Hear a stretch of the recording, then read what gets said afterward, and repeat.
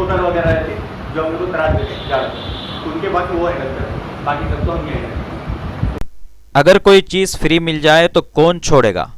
हर कोई लालच में आकर मुफ्त का माल हड़पने के चक्कर में रहता है, लेकिन लालच बुरी बला है। ऐसी ही एक मिसाल ज़िले आदिलाबाद में देखने को मिली है।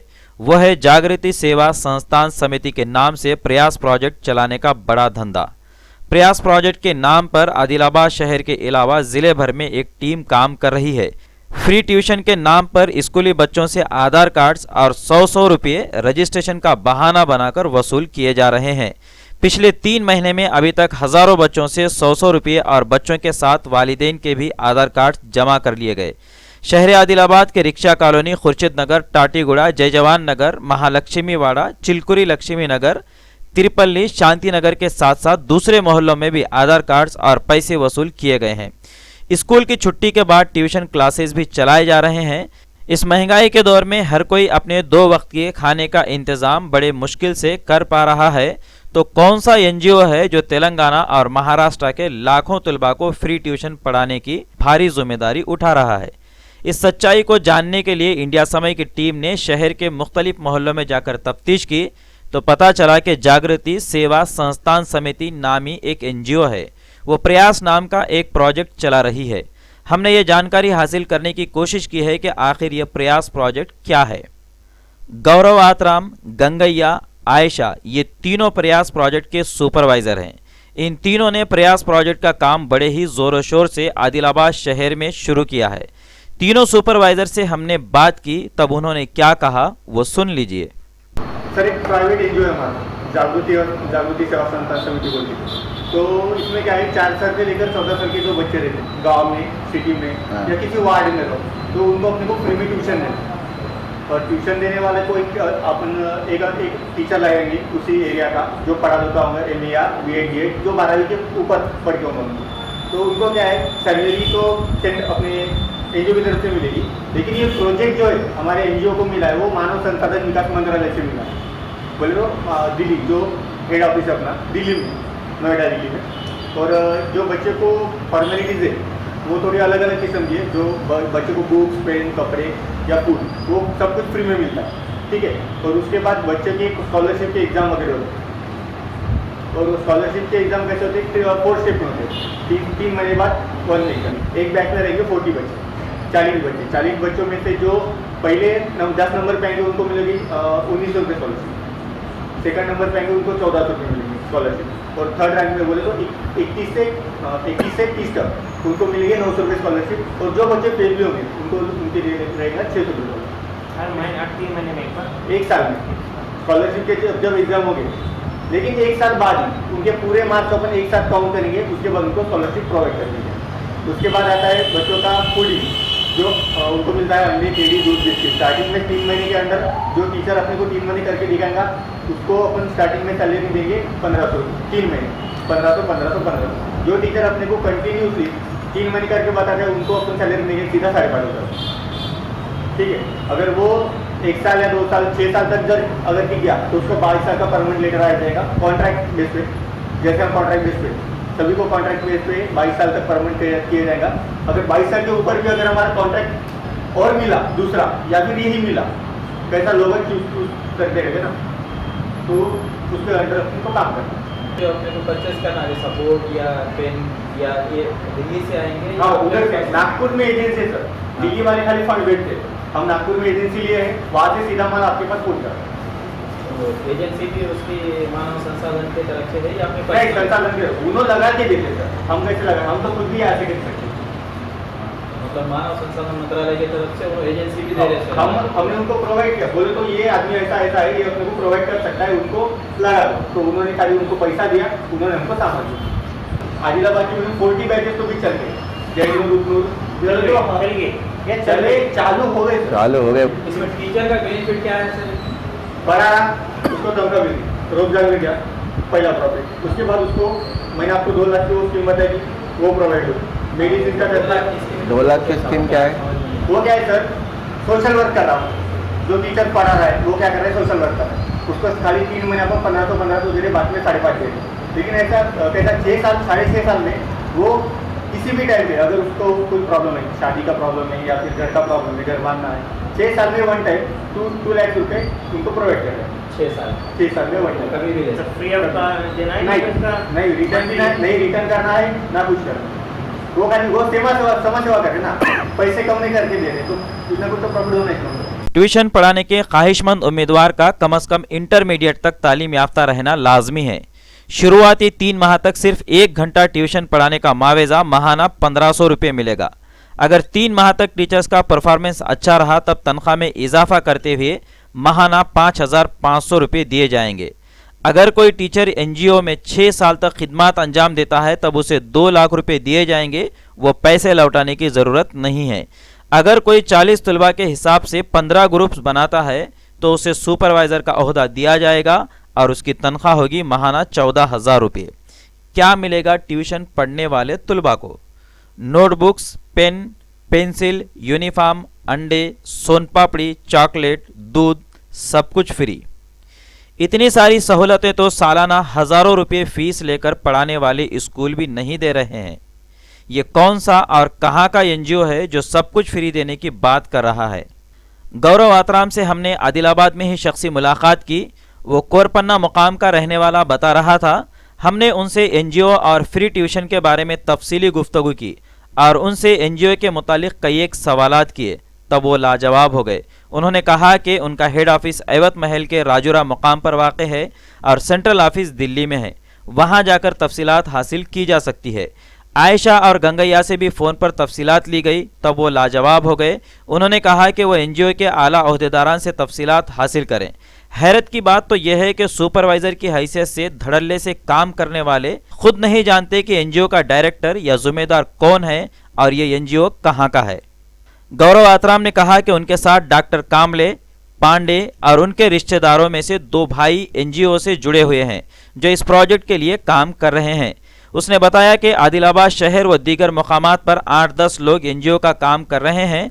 11,500 करोड़ का यह प्रोजेक्ट है जो गुज़िश्ता 6 माह से इस प्रोजेक्ट पर महाराष्ट्र में भी काम हो रहा है, जबकि तेलंगाना में करीब 3 महीने कबल ये काम शुरू किया गया।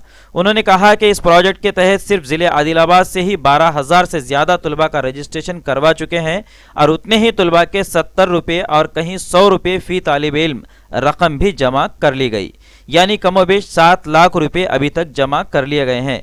गौरव आतराम ने इस प्रोजेक्ट को मरकजी हुकूमत के शोबे ministry of human resource development की एक स्कीम करार दिया, जबकि मज़कूरा शोबे में हमें तो इस किस्म की कोई स्कीम वेबसाइट पर नज़र नहीं आ रही है। जागृति सेवा संस्थान समिति को अगर करोड़ों रुपये गवर्नमेंट दे रही है तो फिर ये पैसे क्यों वसूले जा रहे हैं? कहीं ये लोग जनता को हथेली में जन्नत बताकर खतरे खतरे से दरिया भरने का काम तो नहीं कर रहे हैं? 11,700 करोड़ का प्रोजेक्ट है। 11,000 75 रुपये 100 रुपये कहीं को ले लेंगे। स्टार्टिंग फिर 3 महीने बाद उनका रिफंड है ना सर, 70 रुपीज़ दे तो 70 के 70 रिटर्न उनको, जो बच्चा रेगुलर आके दिखाता है उनको। रिफंड में कहीं कुछ समझ, करोड़ों का बजट है जब आपको तो वो बात सर आपका ऑफिस में बच्चे अभी सेकंड ये जागृति सेवा संस्थान को 17 दिसंबर 2018 जब हम इधर उनको गए तब से चालू। तो आप जब से ये कब तक रहेंगे, कितने साल तक रहेंगे? अभी महाराष्ट्र में एक जिले की बात करेंगे, चंद्रपुर जिले में 17 तारीख से चालू है दिसंबर, बोले तो 17 है, 1 महीना तो उनको घूमने बोला था। अभी फेब्रुआरी मार्च से बोला, ठीक है, मार्च से सब बैचेस कंप्लीट होके हमने चालू कर दिया था। वहाँ से 6 साल का बैठा सीधा सीधा। आपको संस्था को 2018 में मिला, 2018 से प्रोजेक्ट फिर आपकी संस्था के पास कब तक रहेगा? 22 साल तक। एक सुपरवाइजर के अंदर पहले 15 बैचेस दे रहे थे, हाँ 1 महीने के अंदर, तभी उनकी सैलरी निकली। हमने 15 कंप्लीट किए, उसके बाद सुपरवाइजर करने के कोई तैयार नहीं था ज़्यादा से लोग। वो क्या बोल रहे थे ऐसा है वैसा है, ठीक है ना, तो हम ही कर देते सर, हमको सैलरी बढ़ा के दो। हमने 40 किया, फिर वही टारगेट रखा, पहले स्टार्टिंग में 15 करो, वो दाऊंगा तो 15 करने के बाद आपका पेमेंट अगर नहीं निकला तो आप हमको बोलो, ठीक है, उसके बाद आगे आगे बढ़े। तो आप सर इसमें कब से काम कर रहे हो? मैं दिसंबर 2017 मेरी ज्वाइनिंग और वो एनजीओ की है एक ही दिन, क्योंकि हम सर 2015 से काम कर रहा हूँ एनजीओ में। एक ही एनजीओ में काम नहीं किया मैंने। हर्षल ग्राम विकास बोर्ड संस्था जो खाली जिले के लेवल में या एरिया के लेवल में 2-3 जिले मिलाकर एक संस्था काम करती है। वहाँ पर उन्होंने PRA का काम किया। इससे या 2015 से इसमें आया जब से अभी तक आप कितने बैचेस बनाए? ये तो अभी 17 दिसंबर से मिला है सर प्रोजेक्ट। अच्छा, 17 दिसंबर से आप कितने बनाए गए थे? मेरे सर मिनिमम 600 या 700 के ऊपर हो गए। मेरे अंडर सुपरवाइजर है सर, वो भी बैच बनाती, मैं भी खुद जाके बनाता। ग्रेट। अगर एक गाँव में प्रॉब्लम है, वो बोलेंगे ऐसा है वैसा है, तो वहाँ जाकर मेरे को सब टीचर लोगों की छोड़ो, हर पेरेंट की मीटिंग लेनी पड़ती है सर, जाके उनको कन्विंस करना पड़ता कि ऐसा है वैसा है। स्टार्टिंग में तो हमने क्या किया, जेपी स्कूल में गए, खाली बच्चों की कितने लिस्ट है, 40 बच्चे हैं क्या आपके स्कूल में होंगे, तो एक टीचर उन्हीं को पूछेंगे ना, सर आपके गांव में कोई ऐसा लड़का है या लेडीज है जो पढ़ी हुई है? 24,000 स्टूडेंट्स हैं बोले सर। तो नियर अबाउट 24,000 अभी स्टूडेंट्स आप बना दिए बोले सर। हाँ सर, तभी तो पोस्टिंग मिली सर, मैं तो कहती तो फिर आपके ऊपर जो है वो लोग वो खाली बैठे थे, वो खाली लॉन्ग जो लॉन्ग बेस है, जैसे पुणे एरिया, अपना सोलापुर सांगली एरिया, वो उधर जाते थे। हम खाली चंद्रपुर आदिलाबाद ये वो करते थे। उनका काम थोड़ा हाई लेवल का है, सीधा जाना, जो एक्चुअली जो रिपोर्टर वगैरह रहते, जो हम लोग को त्रास देते जाते, उनके पास वो हैंडल करते, बाकी सब तो हम ही हैंडल। तो वो लोग क्या क्वेश्चन करते हैं रिपोर्टर? तो सर ने वो बोलते हैं ऐसा पैसा आ रहा होता है, लेकिन वो क्या सोचते हैं, इतना पैसा जा रहा है, लेकिन टीचर का पेमेंट हो रही, ये हो रहा, वो तो नहीं है। हम प्रॉपर सर राजूरा के मेन बोले तो प्रॉपर जहाँ घर है, गाँव है, वहीं पे ऑफिस को पहले ओपन करके काम चलाना है, ठीक है ना सर। उसके बाद अपन डिस्ट्रिक्ट लेवल, जो ऊपर से मेल आता है कि चंद्रपुर में आप ऑफिस कर दो, हम चंद्रपुर में अभी ऑफिस ओपन कर दो, हेड ऑफिस अपना चंद्रपुर में, लेकिन सब डिटेल आपको मिलेगी राजूरा में, क्योंकि सर वहाँ क्या नाम है सर? महेंद्र महेंद्र श्रीराम, महेंद्र सीडा। आप चलो, आपको मैं और डिटेल दे दूँ। अभी मेरे को तेलंगाना के में जो नए सुपरवाइजर लगे, उनको तो लेके जाना पड़ेगा ना ऑफिस में, दूसरों को नहीं, एक ही आदमी है महेंद्र सर, उनके पास चल जाओ, ऑल डिटेल आपको मिल जाएगी, अगर नहीं मिला तो फिर वो नोएडा में जो है बोल रहे मेन पास कौन है? राम गोपाल चौबे, हाँ, राम गोपाल चौबे। उनका भी है पांडे सर बोलिए। महेंद्र सर का नंबर तो उनसे बात कर लेंगे अपन, लेकिन उनका टाइम ले लेते हैं। आप बोलो मैं पूछ लो, वो भी है पहली बार, आप डायरेक्ट चलो, डायरेक्ट फेस टू फेस बात करो। तो उनका प्रोफेशन वगैरह दूसरा कुछ टीचिंग वगैरह है या खाली एनजीओ चलाना है? कहीं यूज काम करते हैं, पहले तक गैरेज में काम करते थे, मेन बात ड्यूटी। ये भी नहीं पता कि तुलबा और वालिदैन के आधार कार्ड्स क्या करेंगे, कहीं आधार कार्ड्स का गलत इस्तेमाल तो नहीं होगा।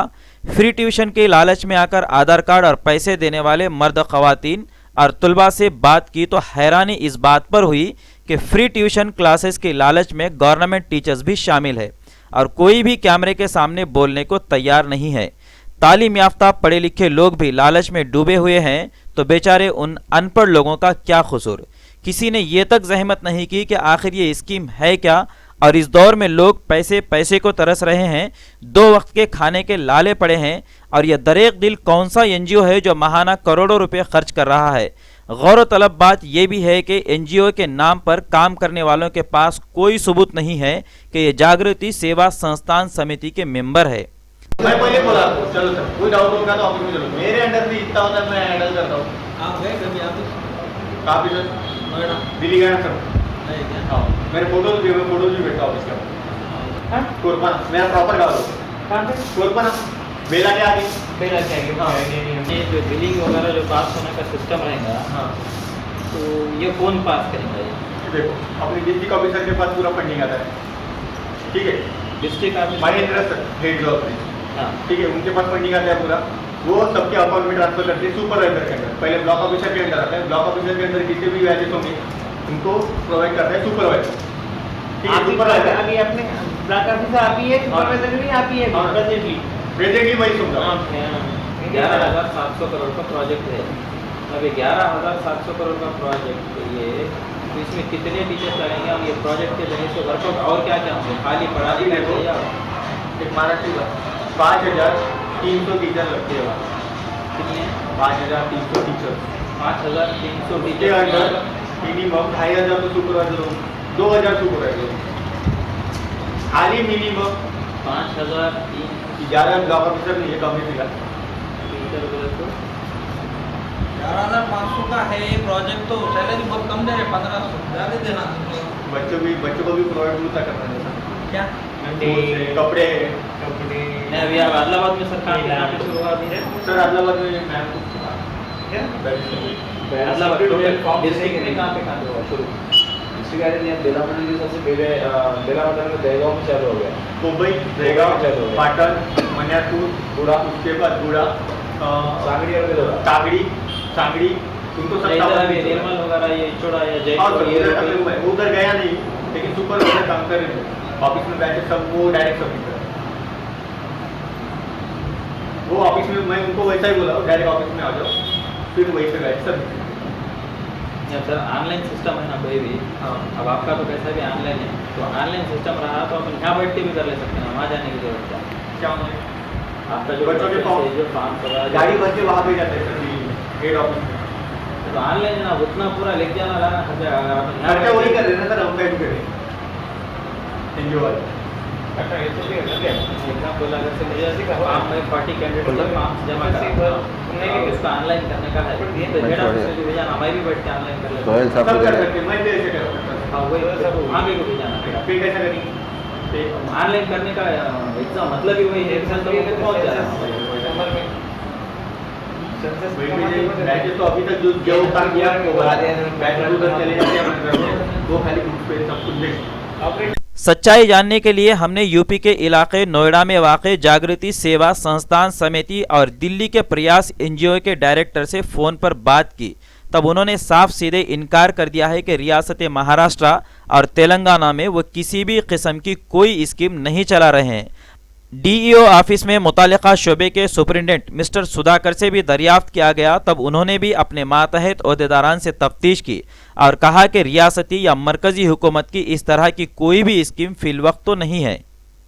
प्रयास प्रोजेक्ट के नाम पर महाराष्ट्र के अवैध महल जिले के देहातों में भी कुछ लोग काम कर रहे हैं। वहां पर जनता को लुभाने के लिए मुकामी सरपंच व दीगर असर व रसूख रखने वाले लोगों के हाथों इफ्तिताई प्रोग्राम्स भी किए गए हैं। अखबारों में प्रोग्राम्स की खबरें भी शाये हुई। हमने महाराष्ट्र के पारवा देहात के नायब सरपंच अर्जुन आतराम से एनजीओ के बारे में तफसीलात हासिल की। वो उसी एनजीओ के इफ्तिताई प्रोग्राम में शिरकत किए थे।